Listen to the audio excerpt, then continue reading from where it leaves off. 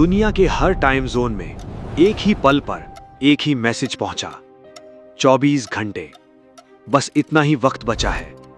किसी ने नहीं बताया क्यों, किसी ने नहीं बताया कैसे, सिर्फ इतना बताया गया, गिनती शुरू हो चुकी है और ये रुकेगी नहीं। टोक्यो में एक ट्रेडर अपनी स्क्रीन देखता रह गया। लंदन में एक माँ अपने बच्चे को स्कूल भेजने ही वाली थी। मुंबई में एक डॉक्टर ऑपरेशन थिएटर में घुसने वाला था और अचानक हर किसी के फोन पर एक ही अलर्ट, एक ही चेतावनी। क्या ये सच है? क्या ये मजाक है? क्या सरकारें झूठ बोल रही हैं? 3 घंटे के भीतर दुनिया की हर बड़ी सरकार ने इसकी पुष्टि कर दी। ये सच था। अब सवाल ये नहीं था कि क्यों हो रहा है, सवाल ये था जब इंसान को पता चलता है कि कल नहीं आएगा तो वो क्या करता है। क्या जंग रुक जाएगी? क्या अमीर और गरीब का फर्क मिट जाएगा? क्या पैसा अपनी अहमियत खो देगा? अस्पतालों के अंदर क्या होगा? क्या बच्चे पैदा होना बंद कर देंगे? या हर माँ ये चाहेगी कि उसका बच्चा आखिरी बार सही सांस ले? कैदी जिन्होंने बरसों जेल की दीवारें देखी हैं, क्या उन्हें आजाद किया जाएगा? अंतरिक्ष में तैरते 3 इंसानों का क्या होगा जो धरती को ऊपर से देख रहे हैं और नीचे उतरने का कोई रास्ता नहीं बचा? इंटरनेट पर आखिरी बार क्या सर्च किया जाएगा? यूट्यूब पर आखिरी वीडियो कौन अपलोड करेगा और क्यों? क्या जानवर जो इंसानों से कहीं ज्यादा संवेदनशील होते हैं कुछ महसूस करेंगे इससे पहले कि इंसान खुद समझ पाए? और सबसे बड़ा सवाल, जब सत्ता, पैसा और शोहरत बेमानी हो जाएं, तो इंसान आखिर में किसकी तरफ भागता है? एक वैज्ञानिक ने बाद में कहा, हमने हमेशा सोचा था कि जब दुनिया खत्म होने वाली होगी तो लोग सड़कों पर उतरेंगे, अफरा तफरी मचेगी, हर तरफ अराजकता होगी। लेकिन जो हुआ वो किसी की उम्मीद से परे था। कुछ जगहों पर वाकई अराजकता फैली, मगर ज्यादातर जगहों पर कुछ ऐसा हुआ जिसने सदियों की मानवीय सोच को चुनौती दी। 24 घंटे, ये सिर्फ एक संख्या नहीं थी, ये हर उस चीज का हिसाब था जो कभी नहीं की गई, वो माफी जो कभी नहीं मांगी गई, वो आई लव यू जो कभी नहीं कहा गया, वो फोन कॉल जो कभी नहीं किया गया। अचानक हर इंसान के पास एक ही मौका बचा था और हर किसी को ये चुनना था कि वो इसे कैसे इस्तेमाल करे। ये कहानी उस आखिरी दिन की है। हर घंटे के साथ दुनिया कुछ खोती गई और कुछ पाती गई। चलिए उस पहले घंटे से शुरू करते हैं जब खबर पहली बार टूटी। 24 घंटे बाकी। सुबह के ठीक 6 बजे हर देश के आपातकालीन प्रसारण तंत्र ने एक साथ एक चेतावनी जारी की। किसी टीवी चैनल ने ब्रेकिंग न्यूज की पट्टी नहीं चलाई। इसकी जगह हर स्क्रीन पर एक सीधा सरकारी संदेश आया। कोई विज्ञापन नहीं, कोई एंकर नहीं, बस एक आवाज। ये एक राष्ट्रीय आपातकाल है। जो जानकारी दी जा रही है वो सत्यापित है। वैज्ञानिकों ने बरसों पहले एक विशाल खगोलीय घटना को ट्रैक किया था, लेकिन जो हिसाब लगाया गया था वो गलत निकला। सुधरे हुए आंकड़ों ने बता दिया, टकराव अब दूर की संभावना नहीं, तय समय की बात थी। नासा, ईएसए और दुनिया की तमाम अंतरिक्ष एजेंसियों ने अपने डेटा को क्रॉस चेक किया। नतीजा एक ही था। एक अंतर्राष्ट्रीय आपातकालीन वैज्ञानिक समिति, जिसमें दुनिया के सबसे वरिष्ठ खगोल भौतिकविद शामिल थे, आधी रात को एक गुप्त बैठक में मिली थी। इस बैठक की कार्यवाही बाद में आंशिक रूप से सार्वजनिक हुई। एक वैज्ञानिक ने बैठक में कहा था, हमारे पास बचाव की कोई तकनीक नहीं है, न समय है, न संसाधन। ईमानदारी ही एकमात्र विकल्प बचा है। कुछ वैज्ञानिकों ने सुझाव दिया कि शायद जानकारी को धीरे धीरे चरणों में सार्वजनिक किया जाए ताकि दहशत कम हो, लेकिन बहुमत की राय यही थी, लोगों को उनका बचा हुआ समय जीने का पूरा हक है, झूठी उम्मीद देने का नहीं। ये फैसला आसान नहीं था। जिन वैज्ञानिकों ने ये खबर दुनिया तक पहुंचाई, वे जानते थे कि वे इतिहास के सबसे भारी संदेशवाहक बनने जा रहे हैं। एक वरिष्ठ भौतिक विज्ञानी, जिसने अपनी पूरी जिंदगी सितारों का अध्ययन किया, प्रेस कॉन्फ्रेंस से पहले 5 मिनट के लिए बाथरूम में गया, खुद को संभाला और फिर बाहर आकर कहा, मैं ये कहते हुए दुखी हूं, पर आपको सच जानने का हक है। पहले 3 घंटों में जो हुआ उसे किसी पाठ्य पुस्तक ने कभी दर्ज नहीं किया था। शेयर बाजार, जो कल तक मुनाफे और घाटे की भाषा में सोचते थे, अचानक बंद कर दिए गए, क्योंकि किसी को पैसे की परवाह नहीं रही। बैंकों के बाहर लाइनें लगी, फिर अचानक गायब हो गईं, क्योंकि लोगों को एहसास हुआ निकाल कर भी क्या करेंगे। न्यूयॉर्क स्टॉक एक्सचेंज के फ्लोर पर, जहां हमेशा चीख पुकार और नंबरों का शोर रहता था, ट्रेडिंग बेल बजते ही पूरा हॉल खामोश हो गया। एक वरिष्ठ ट्रेडर, जिसने 30 साल इस फ्लोर पर गुजारे थे, अपनी स्क्रीन बंद करके बोला, आज पहली बार नंबर मायने नहीं रखते। वो अपने साथियों के गले लगा और सीधे घर की तरफ निकल गया। कुछ बैंकों ने अपने ग्राहकों के कर्ज माफ करने का ऐलान कर दिया, न किसी नीति के तहत बल्कि सिर्फ इंसानियत के तहत। सेनाएं हाई अलर्ट पर आ गईं, लेकिन इस बार दुश्मन कोई देश नहीं था। दुनिया के सबसे ताकतवर देशों के राष्ट्रपतियों और प्रधानमंत्रियों ने चंद घंटों में वो किया जो दशकों की कूटनीति नहीं कर पाई। एक इमरजेंसी वीडियो कॉल, जिसमें राजनीतिक दुश्मन एक दूसरे से सीधी बात कर रहे थे। किस बारे में? इस बारे में नहीं कि कैसे बचा जाए, बल्कि इस बारे में कि आखिरी घंटे कैसे संभाले जाएं। उस इमरजेंसी कॉल में जो रिकॉर्ड बाद में कुछ हिस्सों में लीक हुई, एक बात साफ थी, कोई भी नेता किसी तरह की बढ़त की बात नहीं कर रहा था। एक नेता ने कहा, आज पहली बार मुझे अपने देश की सीमा नहीं, अपने बच्चों का चेहरा याद आ रहा है। चीन ने अपने नागरिकों के लिए बड़े पैमाने पर सामुदायिक केंद्र खोले, जहां परिवार साथ बैठकर आखिरी घंटे बिता सके। रूस में शहरों के चौराहों पर बड़ी स्क्रीनें लगाई गईं, जिन पर देश के इतिहास और उपलब्धियों की झलकियां दिखाई गईं, एक तरह की सामूहिक विदाई। दक्षिण अमेरिका के देशों में सड़कों पर सामूहिक संगीत समारोह शुरू हो गए, जहां अजनबी लोग नाचते, गाते और रोते हुए एक दूसरे को गले लगा रहे थे। शोक को उत्सव में बदलने की एक अनोखी कोशिश। एयरपोर्ट्स पर अफरा तफरी मची, लेकिन एक अजीब वजह से। लोग कहीं भागना नहीं चाहते थे, वे सिर्फ घर जाना चाहते थे। जो जहां भी था बस एक जगह पहुंचना चाहता था, अपनों के पास। बंदरगाहों पर मालवाहक जहाज बीच समुद्र में रुक गए, क्योंकि चालक दल के हर सदस्य के पास सिर्फ एक सवाल था, घर कैसे पहुंचूं? दुबई और सिंगापुर जैसे बड़े ट्रांजिट हब पर, जहां हजारों यात्री फंसे हुए थे, एयरलाइन स्टाफ ने रातों रात इमरजेंसी फ्लाइट्स की व्यवस्था की, बिना किसी टिकट के दाम की परवाह किए। एक एयरपोर्ट मैनेजर ने कहा, आज हमारा काम मुनाफा कमाना नहीं, हर यात्री को उसके घर के जितना करीब हो सके पहुंचाना है।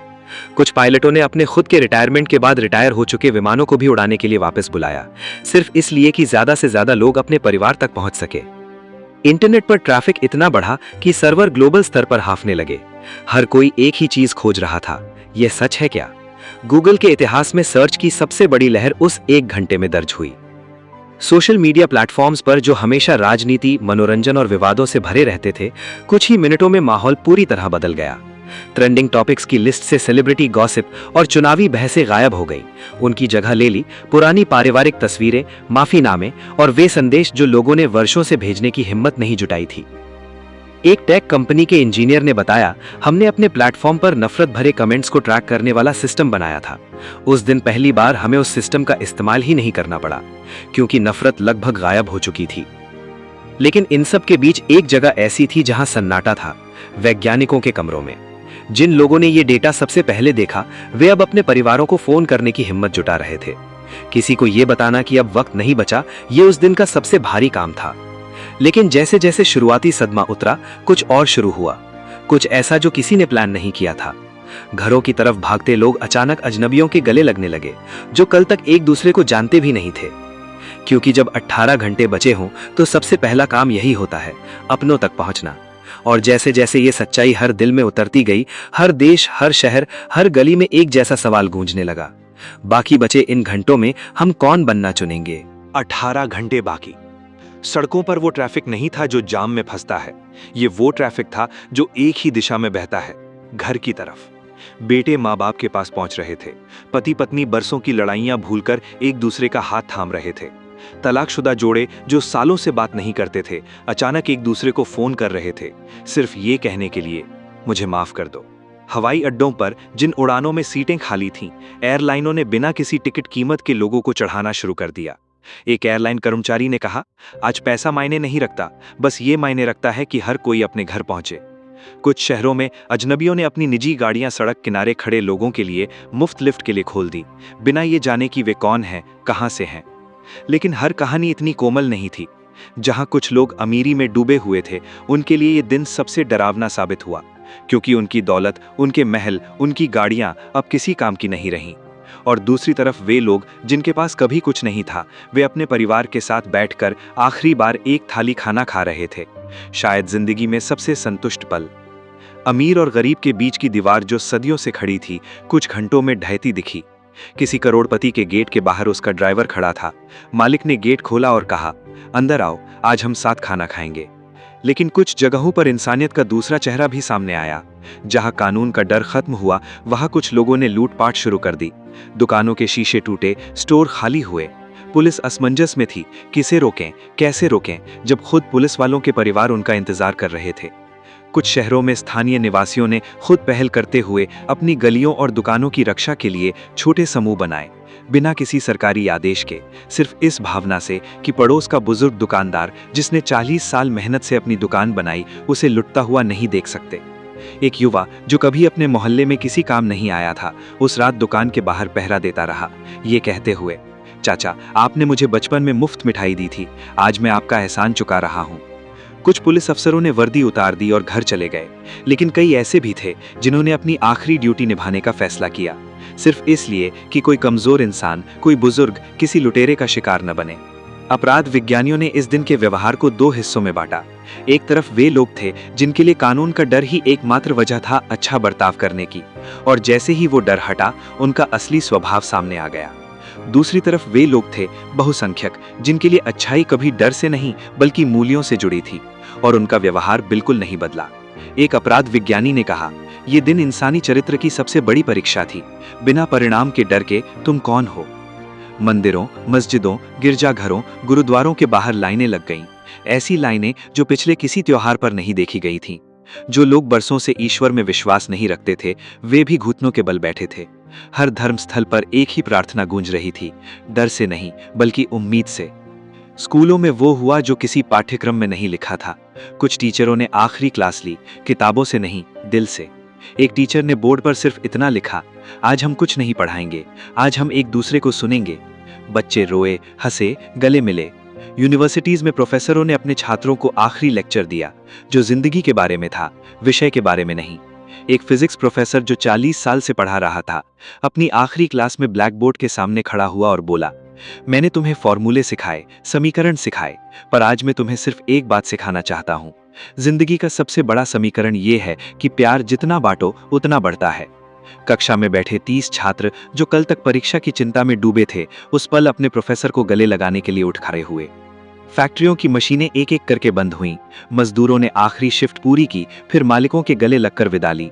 दफ्तरों में कर्मचारियों ने अपने बॉस को वो बात कही जो सालों से दबा कर रखी थी, कभी शिकायत, कभी शुक्रिया। एक फैक्ट्री मालिक ने अपने 300 मजदूरों को इकट्ठा किया और कहा, मैंने तुम्हें कभी ठीक से धन्यवाद नहीं कहा। तुमने अपनी पूरी जिंदगी मेरी फैक्ट्री को खड़ा करने में लगाई और मैंने कभी इसे महसूस नहीं किया। उसने अपनी तिजोरी खोली और सारा नकद मजदूरों में बांट दिया। एक दफ्तर में एक जूनियर कर्मचारी ने अपने बॉस से कहा, आपने मुझे कभी सराहा नहीं, पर मैंने आपसे बहुत कुछ सीखा। बॉस की आंखों में आंसू आ गए। पहली बार पदों की सीढ़ी मिट चुकी थी, बस 2 इंसान बचे थे। अस्पतालों के अंदर एक अलग ही जंग चल रही थी। डॉक्टर और नर्स, जिनकी शिफ्ट कब की खत्म हो चुकी थी, वापस अस्पताल लौट आए। किसी ने नहीं कहा अब क्यों आए, क्योंकि जवाब सबको पता था, क्योंकि मरीजों को हमारी जरूरत है, आज से ज्यादा किसी दिन नहीं। एक युवा डॉक्टर जिसने अभी हाल ही में मेडिकल कॉलेज पूरा किया था, अपने सीनियर डॉक्टर से पूछा, अगर आज आखिरी दिन है तो हम फिर भी ऑपरेशन क्यों कर रहे हैं? सीनियर डॉक्टर ने जवाब दिया, क्योंकि हर मरीज को यह हक है कि वो जितना वक्त बचा है उतना कम से कम दर्द में गुजारे। हमारा काम बचाना नहीं है आज, हमारा काम आराम देना है। उस रात सर्जनों ने ऐसे ऑपरेशन भी किए जो शायद बेमानी लग सकते थे, सिर्फ इसलिए कि किसी मरीज को दर्द से राहत मिल सके। लेकिन हर देश ने इस खबर को अलग तरीके से लिया। जापान में, जहां अनुशासन संस्कृति की जड़ों में है, लोग सड़कों पर शांति से चले, बिना किसी अफरा तफरी के। स्कूलों ने बच्चों को घर भेजा, ट्रेनें आखिरी बार समय पर चलीं। अमेरिका में तस्वीर अलग थी। कुछ शहरों में दुकानों पर धावा बोला गया तो कुछ शहरों में चर्च खचाखच भर गए। भारत में हर गली में लोग अपने बुजुर्गों के पैर छूने के लिए घर लौट रहे थे, जबकि शहरों की सड़कों पर भजन और अजान एक साथ गूंज रहे थे। अफ्रीका के कई हिस्सों में, जहां सामुदायिक जीवन आज भी सबसे मजबूत है, पूरे गांव एक साथ इकट्ठा होकर आग के इर्द गिर्द बैठ गए, जैसे सदियों पुरानी कोई रस्म निभाई जा रही हो। यूरोप के कुछ देशों ने अपने नागरिकों को शांत रखने के लिए अभूतपूर्व कदम उठाए। जर्मनी और फ्रांस ने अपनी संसद के आपातकालीन सत्र बुलाए, जिसमें विपक्ष और सत्ता पक्ष के नेता पहली बार दशकों में एक ही मंच पर एक जैसी भाषा बोल रहे थे, सांत्वना की भाषा। संयुक्त राष्ट्र मुख्यालय में महासचिव ने एक संक्षिप्त संबोधन दिया, जिसमें कोई राजनीति नहीं थी, सिर्फ एक अपील थी, एक दूसरे के साथ रहो। दुनिया की सबसे बड़ी वेधशालाओं में, चिली के अटाकामा देरस्तान से लेकर हवाई के मौना केआ तक, खगोलविद अपने टेलीस्कोप से आखिरी पुष्टि के आंकड़े जुटा रहे थे। एक वरिष्ठ खगोल वैज्ञानिक ने कैमरे के सामने कहा, हमने अपनी पूरी जिंदगी सितारों को समझने में लगाई और आज हमें एहसास हुआ कि हम खुद कितने छोटे हैं। उनकी आवाज में डर नहीं था, एक अजीब सी विनम्रता थी। पृथ्वी की कक्षा में घूम रहे कई हजार सैटेलाइट्स जो मौसम की जानकारी, फोन कॉल्स और इंटरनेट को जोड़े रखते थे, अब ओवरलोड होने लगे। टेलीकॉम कंपनियों के इंजीनियरों ने 24 घंटे काम करते हुए नेटवर्क को गिरने से बचाने की कोशिश की, क्योंकि हर इंसान की आखिरी ख्वाहिश एक ही थी, अपनों से बात करना। परमाणु ऊर्जा संयंत्रों में एक अलग तरह की हलचल थी। सुरक्षा प्रोटोकॉल के तहत दुनिया भर के न्यूक्लियर रिएक्टरों को नियंत्रित तरीके से बंद करने की प्रक्रिया शुरू की गई, ताकि कोई विकिरण दुर्घटना न हो। ये उन इंजीनियरों की आखिरी और सबसे जिम्मेदार ड्यूटी थी, अपने परिवार से दूर रहकर ये सुनिश्चित करना कि उनकी मौजूदगी किसी और तबाही का कारण न बने। और इन्हीं घंटों में दुनिया के डेटा सेंटरों में, जहां इंसानी सभ्यता की डिजिटल यादें संग्रहित थीं, कुछ इंजीनियरों ने एक अलग फैसला लिया। उन्होंने महत्वपूर्ण ऐतिहासिक डेटा, तस्वीरें और दस्तावेजों के बैकअप को सुरक्षित सर्वर्स पर कॉपी करना शुरू किया। किसी ने पूछा, इसे किसके लिए बचा रहे हैं? जवाब आया, पता नहीं, पर शायद कोई देखेगा। और इसी अस्पताल के एक कमरे में एक कहानी शुरू होने वाली थी, जो अगले अध्याय में दुनिया की सबसे भावुक कहानियों में से एक बनेगी। 12 घंटे बाकी। आधी रात के करीब एक अस्पताल के लेबर रूम में एक बच्ची रोई, उसकी पहली सांस दुनिया की आखिरी रातों में से एक में। नर्स ने बच्ची को मां की बाहों में दिया और कहा, यह जिंदगी है, चाहे कितनी भी छोटी क्यों ना हो। मां ने सिर्फ इतना कहा, मैं चाहती हूं ये जाने कि इसे प्यार किया गया था। उसी रात दुनिया भर में सैकड़ों जोड़ों ने शादी करने का फैसला किया। कुछ ने पड़ोस के मंदिर में, कुछ ने अपनी छत पर, बिना किसी रस्म के, सिर्फ एक वादे के साथ, चाहे कितना भी वक्त बचे, मैं तुम्हारे साथ हूं। एक जोड़ा जो पिछले 7 सालों से शादी टालता आ रहा था, कभी नौकरी की वजह से, कभी पैसों की कमी की वजह से, कभी परिवार की नाराजगी की वजह से, उस रात अपने अपार्टमेंट की बालकनी में खड़ा होकर एक दूसरे को अंगूठी पहनाई, जो सालों पहले खरीदी गई थी पर कभी पहनाई नहीं गई थी। पड़ोसियों ने तालियां बजाईं, किसी ने फूल बरसाए, किसी ने पुराना गाना बजाया। ये किसी बड़े हॉल में नहीं, बिना किसी मेहमानों की सूची के, बिना किसी दिखावे के हुई शादी थी। शायद यही वो असली शादी थी जिसका सपना हर किसी ने कभी देखा था। रिलेशनशिप मनोवैज्ञानिकों ने बाद में बताया कि ये व्यवहार पूरी तरह अपेक्षित था। जब समय की सीमा तय हो जाती है तो इंसान वो फैसले लेने से नहीं झिझकता जिन्हें वो सालों तक टालता आया है। डर, झिझक, सही वक्त का इंतजार, ये सब बेमानी हो जाता है। एक थेरेपिस्ट ने कहा, हम अक्सर सोचते हैं हमारे पास बहुत वक्त है, इसलिए फैसले टालते रहते हैं। जब वक्त छिन जाता है तभी हमें एहसास होता है जो करना था वो अभी करना था। जेलों में एक अलग बहस छिड़ी, क्या कैदियों को रिहा किया जाए? कुछ देशों ने फैसला लिया, जिन्होंने छोटे अपराध किए थे उन्हें उनके परिवारों के पास भेज दिया गया, लेकिन गंभीर अपराधी सलाखों के पीछे ही रहे। एक कैदी ने जेलर से पूछा, क्या फर्क पड़ता है अब? जेलर ने जवाब दिया, इंसाफ का मतलब बदलता नहीं, चाहे वक्त कितना भी बचे। एक जेल में जहां सैकड़ों कैदी बरसों से बंद थे, जेल प्रशासन ने एक असाधारण फैसला लिया। हर कैदी को अपने परिवार से बात करने का मौका दिया गया, चाहे उनका अपराध कुछ भी रहा हो। एक कैदी जिसने 15 साल जेल में बिताए थे, अपनी बेटी से बात करते हुए फूट फूट कर रोया, मैं तुम्हारे लिए अच्छा पिता नहीं बन पाया, पर आज आखिरी बार मैं तुमसे कहना चाहता हूं कि मैं तुमसे प्यार करता हूं। बेटी, जो कभी अपने पिता से नफरत करती थी, फोन पर सिर्फ इतना बोल पाई, मैं भी। बुजुर्गों के लिए ये दिन डर का नहीं, अजीब सी शांति का था। जिन्होंने जिंदगी के इतने बरस देखे थे, उनके लिए मौत कोई नई बात नहीं थी। एक 90 साल के बुजुर्ग ने अपने पोते से कहा, मैंने अपनी जिंदगी जी ली, फिक्र तुम्हारी है। लेकिन बच्चों के लिए यह समझना मुश्किल था। कुछ मासूमियत से पूछ रहे थे, कल हम पार्क जाएंगे ना? और माँ बाप के पास कोई जवाब नहीं था, सिवाय एक गले लगाने के। एक वृद्धाश्रम में जहां बुजुर्ग अक्सर अपने परिवारों से दूर अकेले रहते थे, उस रात एक अनोखा दृश्य दिखा। दर्जनों परिवार अचानक वापस आ गए, अपने उन माँ बाप को लेने जिन्हें वो सालों से भूले हुए थे। एक बेटी अपनी माँ के पैरों में गिर पड़ी और बोली, मुझे माफ कर दो, मैं तुम्हें यहाँ छोड़कर चली गई थी। माँ ने उसे उठाकर गले लगाया और कहा, तू आ गई, यही काफी है। घरों में पले जानवर, कुत्ते बिल्लियां अपने मालिकों से चिपके रहे, जैसे उन्हें कुछ महसूस हो रहा हो। कई शोध बताते हैं कि जानवर इंसानी भावनाओं और तनाव को महसूस कर सकते हैं, और शायद उस रात हर घर में ये सच साबित हो रहा था। चिड़ियाघरों में कर्मचारियों ने एक अनोखा फैसला लिया। पिंजरों के दरवाजे खोल दिए गए, कुछ जानवर बाहर निकले, कुछ अपने बाड़ों में ही रुके रहे, जैसे उन्हें आजादी से ज्यादा सुरक्षा की तलाश थी। जंगलों में वैज्ञानिकों ने अजीब हलचल दर्ज की। पक्षियों के झुंड असामान्य रास्तों पर उड़ रहे थे, समुद्र के किनारे व्हेल और डॉल्फिन सामान्य से ज्यादा तट के पास आ रही थीं। क्या ये सिर्फ इत्तेफाक था या धरती खुद कुछ भांप रही थी? जीव वैज्ञानिकों ने इस व्यवहार को समझने की कोशिश की। कुछ जानवर पृथ्वी के चुंबकीय क्षेत्र और वायुमंडलीय दबाव में सूक्ष्म बदलावों के प्रति बेहद संवेदनशील होते हैं। भूकंप और तूफान से पहले भी ऐसा व्यवहार दर्ज किया गया है।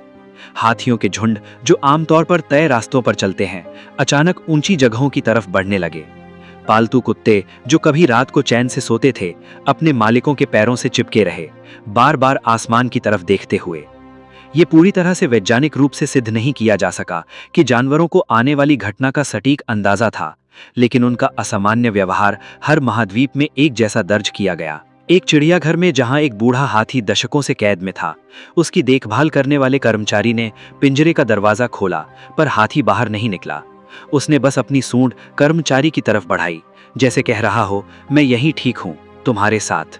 कर्मचारी घंटों उसके पास बैठा रहा, उसकी सूंड सहलाते हुए, ये सोचते हुए कि 30 साल की इस दोस्ती का यही आखिरी अध्याय होगा। दूर दराज के गांवों में, जहां शहरों की भागदौड़ कभी नहीं पहुंची थी, ये रात एक अलग रंग लेकर आई। हिमालय की तलहटी में बसे एक छोटे से गांव में बुजुर्गों ने पूरे गांव को एक साथ बुलाकर सामूहिक भोज रखा। हर घर से एक थाली, बीच चौपाल में। बच्चों को कहानियां सुनाई गईं, न डर की बल्कि पुरखों की बहादुरी की। एक दादी ने अपनी पोती से कहा, डर मत, हम हमेशा तुम्हारे साथ हैं, चाहे शरीर से ना सही, यादों से। बच्चों की मासूमियत उस रात सबसे ज्यादा दिल छू रही थी।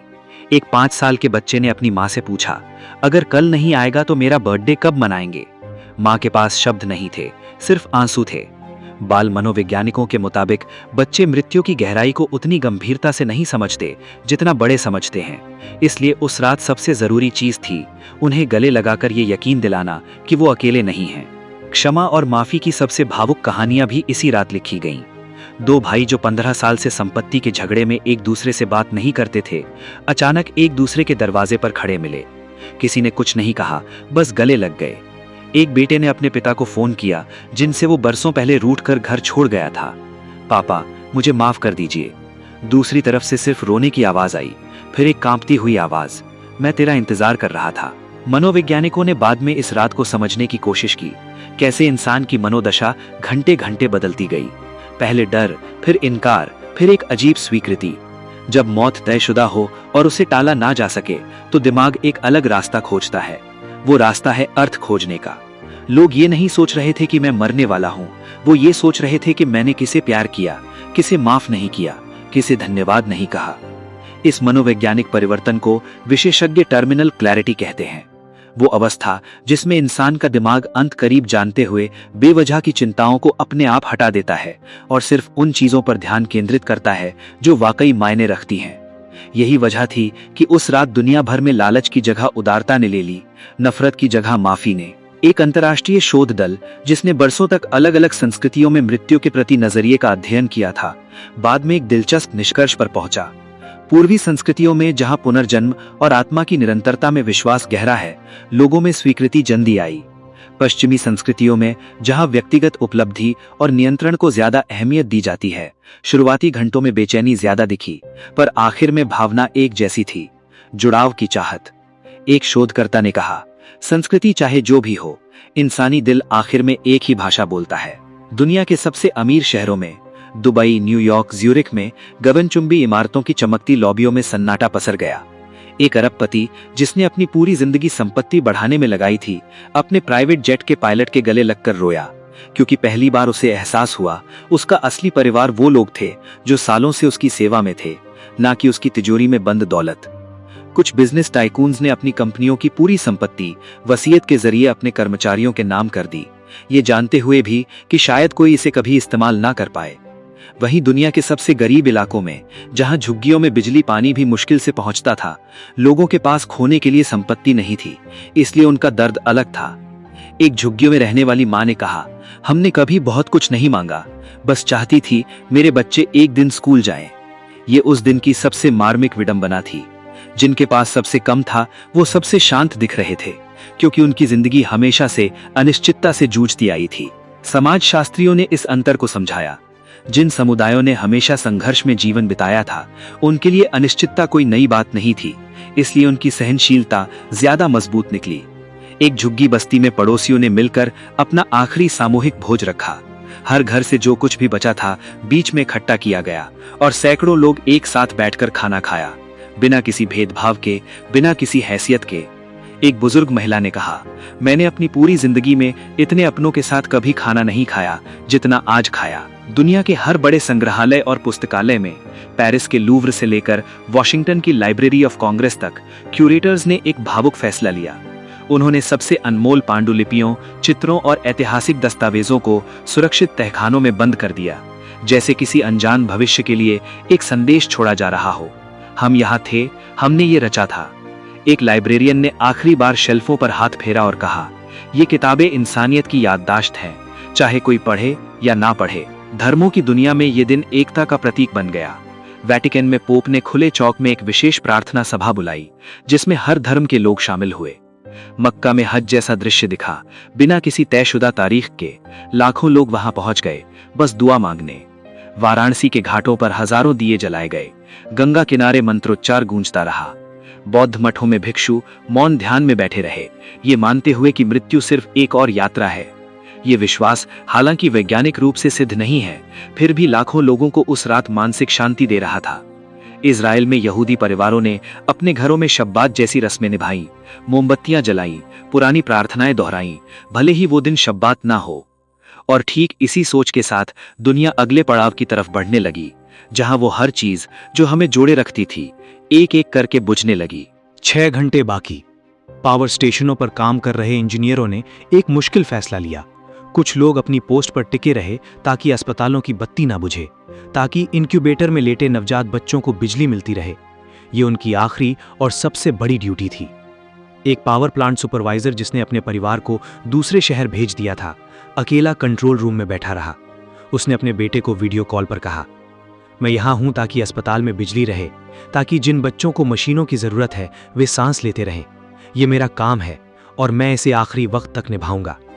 उसका बेटा रोते हुए बोला, पापा आप हीरो हैं। ये दृश्य हजारों पावर प्लांट्स में अलग अलग नामों और चेहरों के साथ बार बार दोहराया गया। खाने पीने की चीजों को लेकर कोई मारामारी नहीं बची थी। दुकानदारों ने अपने स्टोर खोल दिए और सामान मुफ्त में बांटना शुरू कर दिया। जिस पैसे की चाहत ने सदियों तक इंसान को दौड़ाया था, वो आखिरी घंटों में बिल्कुल बेमानी हो गया। इंटरनेट अब भी जल रहा था, लेकिन उसकी भाषा बदल गई थी। गूगल पर अब लोग शेयर बाजार या सेलिब्रिटी गॉसिप नहीं खोज रहे थे। सबसे ज्यादा खोजा गया वाक्य था, मैं तुमसे प्यार करता हूं, इसे कैसे कहूं। यूट्यूब पर आखिरी दौर की अपलोड्स शुरू हुई। किसी ने अपने बच्चों के लिए वीडियो रिकॉर्ड किए, ये बताते हुए कि बड़े होकर क्या करना, भले ही बड़ा होना अब मुमकिन ना रहा हो। एक बुजुर्ग मनसंगीतकार ने अपना आखिरी गाना अपलोड किया, बिना किसी प्रचार के, सिर्फ ये कहते हुए, ये मेरी आखिरी धुन है, इसे सुनना। व्हाट्सएप, टेलीग्राम और बाकी मैसेजिंग ऐप्स पर मैसेजेस की बाढ़ आ गई। हर कोई किसी न किसी को आखिरी संदेश भेज रहा था। कुछ मैसेजेस माफी के थे, कुछ शुक्रिया के, कुछ सिर्फ 3 शब्दों के, मैं तुम्हें प्यार करता हूं। डेटा विश्लेषकों ने जो बाद में पैटर्न देखा, वो चौंकाने वाला था। दुनिया की अलग अलग भाषाओं में भेजे गए करोड़ों संदेशों में 3 शब्द सबसे ज्यादा दोहराए गए, माफ करना, धन्यवाद और प्यार। चाहे वो मैसेज हिंदी में हो, स्पेनिश में, अरबी में या मंदारिन में, भावना एक ही थी। एक भाषा विशेषज्ञ ने कहा, यह साबित करता है कि इंसानी भावनाओं की कोई भाषा नहीं होती, सिर्फ एक जरूरत होती है, जुड़ाव की। कुछ लोगों ने अपने पुराने फोटो एल्बम खोले, बरसों पुरानी तस्वीरें अपने बच्चों और नाती पोतों को भेजी। हर तस्वीर के साथ एक छोटी सी कहानी। ये तुम्हारे दादा की पहली नौकरी की तस्वीर है, ये तुम्हारी माँ के जन्मदिन की पार्टी है। जैसे हर कोई चाहता था कि उसकी यादें उसके जाने के बाद भी किसी के पास सुरक्षित रहें। टेलीविजन चैनलों ने अपने नियमित कार्यक्रम बंद कर दिए। आखिरी न्यूज ब्रॉडकास्ट में किसी एंकर ने स्क्रिप्ट नहीं पढ़ी, उसने सीधे कैमरे में देखा और कहा, आज मैं आपको कोई खबर नहीं सुनाऊंगा, बस इतना कहूंगा, जिनसे प्यार करते हो उनके पास चले जाओ। यह प्रसारण उस चैनल का आखिरी प्रसारण था। कुछ न्यूज चैनलों ने अपने कैमरे बंद स्टूडियो से निकालकर सीधे सड़कों पर, अस्पतालों में, घरों के अंदर भेज दिए, बिना किसी स्क्रिप्ट, बिना किसी संपादन के। एक रिपोर्टर जो बरसों से राजनीतिक खबरें कवर कर रही थी, उस रात एक बुजुर्ग जोड़े के घर पहुंची और सिर्फ इतना पूछा, आपके पास कहने के लिए क्या है? बुजुर्ग ने कैमरे में देखते हुए कहा, अपने बच्चों को गले लगाओ, बस यही कहना है। ये इंटरव्यू जो किसी स्क्रिप्ट का हिस्सा नहीं था, बाद में उस रात के सबसे ज्यादा शेयर किए गए क्लिप्स में से एक बना। आखिरी विज्ञापन जो प्रसारित हुआ वो किसी कंपनी का प्रोडक्ट नहीं बेच रहा था। एक पुरानी कंपनी ने अपना पूरा विज्ञापन स्लॉट सिर्फ ये दिखाने में लगाया कि दुनिया भर के लोग एक दूसरे को गले लगा रहे हैं। कोई टैगलाइन नहीं, कोई ब्रांड नाम नहीं, सिर्फ इंसानियत। आखिरी कारोबारी सौदे भी अजीब थे। किसी ने अपनी दुकान का सारा सामान पड़ोसियों में बांट दिया। किसी बैंक मैनेजर ने अपने लॉकर खोलकर कहा, जिसकी जो चीज है ले जाओ, अब इसका कोई मालिक नहीं। दुनिया भर के परमाणु संयंत्रों में शटडाउन प्रक्रिया अब अपने आखिरी चरण में थी। फ्रांस, जो अपनी बिजली का बड़ा हिस्सा परमाणु ऊर्जा से बनाता है, वहां इंजीनियरों की एक टीम ने आखिरी रिएक्टर को सुरक्षित तरीके से ठंडा करने की पुष्टि की। एक इंजीनियर ने अपने साथियों से कहा, हमने आज वो किया जो शायद इतिहास में कभी दर्ज न हो, पर हमने कोई और तबाही नहीं होने दी। ये खामोश बहादुरी बिना किसी तमगे के दुनिया के कोने कोने में दोहराई जा रही थी। जापान में फुकुशिमा हादसे को याद करते हुए अधिकारियों ने विशेष सतर्कता बरती। एक रिटायर्ड इंजीनियर जो इस पुराने हादसे का हिस्सा था, स्वेच्छा से वापस प्लांट आ गया, ये कहते हुए, मैंने एक बार ये गलती होते देखी है, दोबारा नहीं होने दूंगा। उसने अपने युवा साथियों के साथ मिलकर रिएक्टर को कदम दर कदम सुरक्षित किया, अपने अनुभव का आखिरी इस्तेमाल करते हुए, दुनिया को एक आखिरी तोहफा देते हुए, सुरक्षा। डेटा सेंटर्स की बैटरी बैकअप अब जवाब देने लगी थी। इंजीनियरों ने आखिरी बार सर्वरों को स्थिर किया, ये जानते हुए कि शायद इसे देखने वाला कोई ना बचे। सैटेलाइट कंट्रोल रूम्स में ऑपरेटरों ने एक एक करके सैटेलाइट्स को सेफ मोड में डाला ताकि वो बेकाबू होकर टकराए नहीं। जीपीएस सिग्नल कमजोर पड़ने लगे, मौसम की भविष्यवाणी करने वाले उपग्रह खामोश हो गए। जो तकनीक कभी दुनिया को जोड़े रखती थी, अब धीरे धीरे बुझ रही थी। संग्रहालयों के तहखानों के दरवाजे आखिरी बार बंद किए गए। लूव्र में मोनालिसा के सामने खड़े एक सुरक्षा गार्ड ने आखिरी बार तस्वीर को निहारा और फिर लाइटें बंद कर दी। शायद कोई इसे फिर कभी न देखे, पर कम से कम ये सुरक्षित रहेगी जितनी देर हो सके। लेकिन जैसे जैसे शहरों की धड़कन धीमी पड़ रही थी, धरती से बहुत दूर कुछ लोग एक अलग हकीकत का सामना कर रहे थे। वो लोग जो इस आखिरी दिन में भी अपनों से कोसों दूर थे। 3 घंटे बाकी। अंतरिक्ष स्टेशन में तैरते 3 अंतरिक्ष यात्री कांच की खिड़की से धरती को देख रहे थे। वही धरती जो हमेशा नीली और शांत दिखती थी, आज किसी तूफान से पहले की खामोशी जैसी लग रही थी। उनके पास घर लौटने का कोई रास्ता नहीं था। मिशन कंट्रोल से आखिरी संपर्क में एक अफसर की आवाज कांप गई, हम तुम्हें नीचे नहीं ला सकते, माफ करना। अंतरिक्ष यात्री ने जवाब दिया, हमें अफसोस नहीं, हमने वो देखा है जो किसी ने नहीं देखा, पूरी धरती एक ही नजर में। हम इसे आखिरी वक्त तक देखते रहेंगे। समंदर की गहराइयों में पनडुब्बियों के भीतर बैठे 9 सैनिकों को रेडियो के जरिए खबर मिली। कुछ पनडुब्बियां सतह पर आईं ताकि चालक दल आखिरी बार आसमान देख सके। कुछ ने पानी के नीचे ही रहना चुना। शायद वो जगह उन्हें बाकी दुनिया से ज्यादा महफूज लगी। दूर दराज के टापुओं पर जहां बिजली और इंटरनेट कभी नहीं पहुंचा था, वहां के लोगों को ये खबर घंटों देर से मिली, रेडियो तरंगों के जरिए। कुछ ने इसे समझा, कुछ ने इसे सिर्फ बाहरी दुनिया की एक और कहानी माना। उनकी जिंदगी उसी रफ्तार से चलती रही जैसे हमेशा चलती थी। मनोवैज्ञानिकों के लिए ये अंतर दिलचस्प था। जिन समुदायों के पास आधुनिक संचार तकनीक कम थी, वहां चिंता का स्तर भी कम दर्ज किया गया। एक शोधकर्ता ने समझाया, डर अक्सर जानकारी की मात्रा से बढ़ता है, न कि हालात की गंभीरता से। जिन्हें कम पता था वे ज्यादा शांत थे। ये विडंबना है, पर यही सच है। एवरेस्ट की चोटी पर मौजूद पर्वतारोहियों ने अपने कैंप से आखिरी रेडियो संदेश भेजा, हम दुनिया की सबसे ऊंची जगह पर हैं और यहाँ से नज़ारा आज किसी भी दिन से ज़्यादा खूबसूरत दिख रहा है।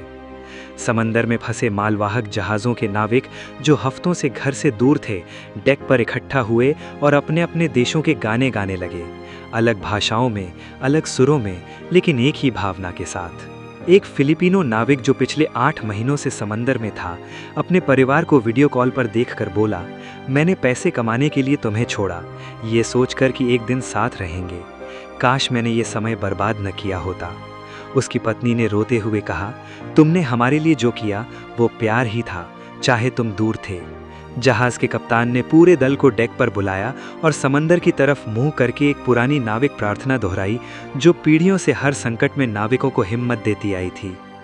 धरती के नीचे बनी गहनी प्रयोगशालाओं में, जहां वैज्ञानिक कण भौतिकी और भूगर्भीय शोध करते थे, कुछ वैज्ञानिकों ने अपना आखिरी प्रयोग पूरा करने का फैसला किया।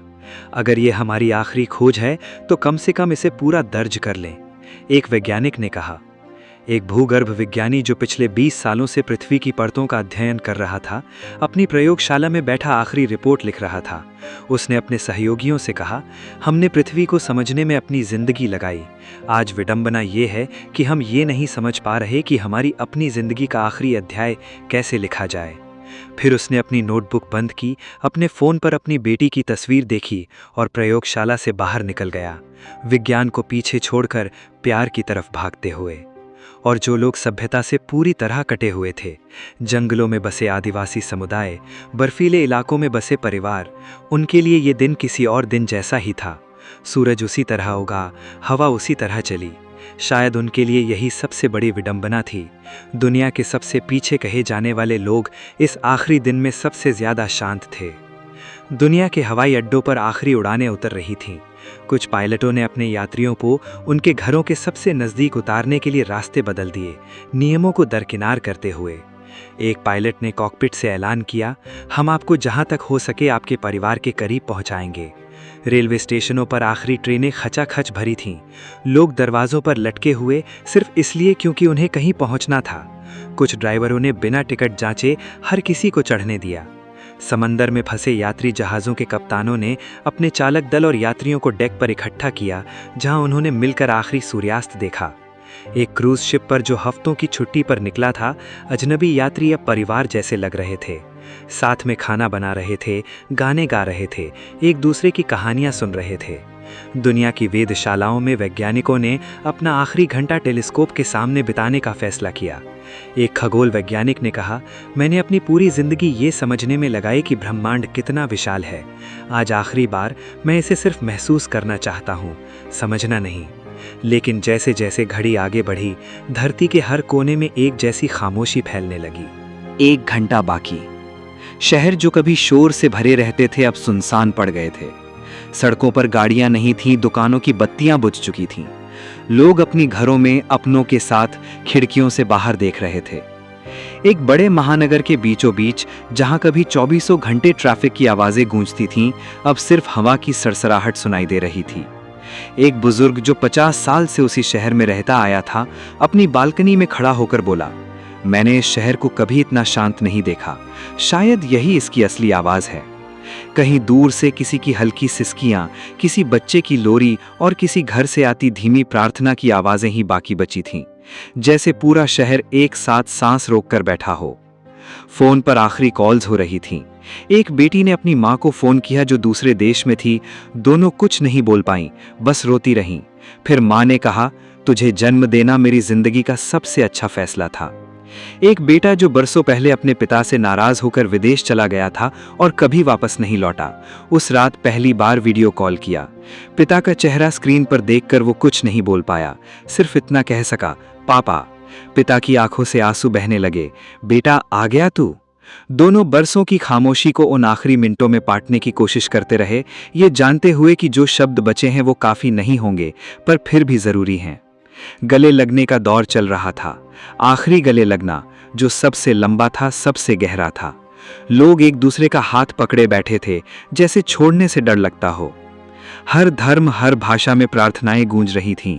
कुछ लोग चुप थे, आंखें बंद किए, बस सांस महसूस कर रहे थे। एक बुजुर्ग इमाम ने अपनी मस्जिद के लाउडस्पीकर से आखिरी अजान दी। उसकी आवाज पूरे मोहल्ले में गूंजी। हिंदू, मुस्लिम, ईसाई, हर घर से लोग बाहर निकल आए, बिना किसी भेदभाव के एक साथ खड़े होकर सुनते रहे। एक पादरी ने चर्च की घंटी बजाई, न किसी सर्विस के लिए, बल्कि सिर्फ ये बताने के लिए कि हम यहाँ हैं, कोई अकेला नहीं है। ये वो पल था जब धर्मों के बीच की दीवारें, जिन्होंने सदियों तक इंसानों को बांटा था, पूरी तरह गायब हो गईं। गिटार, पियानो, बांसुरी, जो भी साज घर में था, लोग उसे बजा रहे थे। कोई पुराना गाना, कोई लोरी जो माँ ने बचपन में गाई थी। संगीत उस आखिरी घंटे की भाषा बन गया था। कुछ शहरों में लोग अपनी बालकनियों और छतों पर निकल आए और बिना किसी योजना के एक साथ गाना शुरू कर दिया। हर घर से अलग गाना, अलग भाषा, पर एक जैसी धुन में सुर मिलते गए। एक संगीतकार जिसने बरसों पहले संगीत छोड़कर एक सामान्य नौकरी अपना ली थी, उस रात अपना पुराना गिटार निकाला और अपनी गली में बैठकर बजाने लगा। पड़ोसी अपने अपने घरों से निकलकर उसके इर्द गिर्द बैठ गए, कुछ रोते हुए, कुछ मुस्कुराते हुए, ये जानते हुए कि ये आखिरी संगीत समारोह है जो वे कभी सुनेंगे। कैमरों में आखिरी तस्वीरें कैद हो रही थीं, परिवार, दोस्त, प्यारे पल। कुछ लोगों ने अपने फोन में आखिरी तस्वीर खींची, सिर्फ आसमान की, जो उस शाम अजीब तरह से शांत और नारंगी था। इंटरनेट अब बस टिमटिमा रहा था। किसी ने आखिरी सर्च की, प्यार का मतलब क्या है। किसी ने आखिरी पोस्ट डाली, सिर्फ इतना लिखा, धन्यवाद इस जिंदगी के लिए। इसी घंटे में दुनिया भर में करुणा के छोटे छोटे कृत्य दोहराए जा रहे थे। किसी अजनबी ने सड़क पर बैठे भूखे व्यक्ति को अपना आखिरी खाना दिया। किसी ने रास्ते में मिले अकेले बुजुर्ग को अपने घर बुला लिया ताकि वो अकेला ना रहे। एक अजनबी ने दूसरे अजनबी से कहा, चलो आज रात हम साथ बैठते हैं, कोई अकेला नहीं रहेगा। पुरानी दुश्मनियां जो सालों से दिलों में दबी थीं, इस एक घंटे में हवा हो गईं। पड़ोसी जो बरसों से बात नहीं करते थे, एक दूसरे के दरवाजे पर खड़े होकर माफी मांग रहे थे। मनोवैज्ञानिकों के अनुसार ये वो घंटा था जब इंसानी दिमाग पूरी तरह अर्थ केंद्रित हो चुका था। डर पीछे छूट गया था, अब सिर्फ जुड़ाव बचा था। ये वही अवस्था है जो शोध में मरणासन्न मरीजों में भी देखी गई है। अंतिम समय में इंसान भविष्य की चिंता छोड़कर वर्तमान के रिश्तों में पूरी तरह डूब जाता है, और फिर धीरे धीरे हर आवाज कम होने लगी। आखिरी 10 मिनट। अब कोई जल्दी नहीं थी। समय जो कल तक भागता था, अब जैसे रुक गया था। हर सांस भारी थी, हर पल कीमती। डर अब भी था, लेकिन वो डर पहले जैसा नहीं था। ये वो डर था जो स्वीकृति में बदल चुका था। लोग एक दूसरे को देख रहे थे, पति पत्नी, माँ बच्चे, दोस्त, बिना शब्दों के सिर्फ नजरों से बात करते हुए। कुछ लोग मुस्कुरा रहे थे। ये अजीब लगता है, लेकिन मनोवैज्ञानिक बताते हैं, जब इंसान को यकीन हो जाता है कि अंत तय है, तो दिमाग अक्सर उन यादों की तरफ भागता है जो सबसे ज्यादा प्यारी थीं। लोग अपने बचपन को याद कर रहे थे, अपनी पहली मोहब्बत को, अपने बच्चों की पहली मुस्कान को। कोई रो रहा था, कोई चुप था, कोई हल्के से गुनगुना रहा था। उम्मीद अब भी जिंदा थी। शायद कोई चमत्कार हो जाए, शायद वैज्ञानिक कुछ कर लें।